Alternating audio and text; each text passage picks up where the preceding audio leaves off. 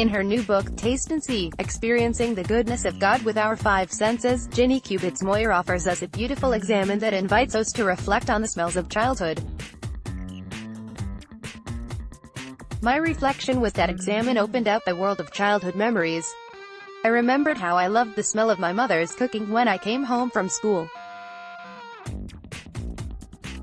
The scent welcomed me home and let me know I was where I belonged.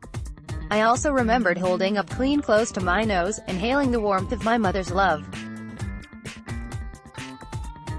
I recalled what my dad smelled like coming home from work with his distinct office scent, always with a lingering hint of coffee on his breath.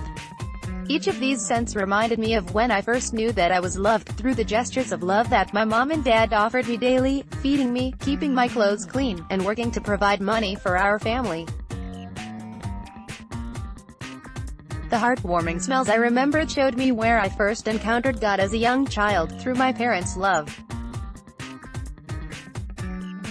My mind turned then to Moyer's question, when did you smell something that took you back to your childhood? Instantly, I turned to the times I walked through my parents' door after a long car trip home, this time entering their house with 3 children bounding in ahead of me. The smells were so similar. As I opened my parents' door, my nose would inhale the goodness of my mom's home cooking. I would hear the dryer running as if it never stopped, and smell the scent of mom's laundry detergent. Often, shortly after we arrived, my dad would come home from work, bringing that same office scent I knew as a child. Even though my parents no longer lived in my childhood home, the smells in their new house I now visited remained the same. These luscious scents were often my first welcoming party as I crossed the threshold into their house after coming from another state.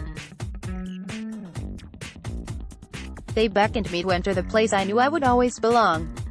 These smells also welcomed my children the way I was welcomed as a child, creating yet another experience of our kids encountering the goodness of God.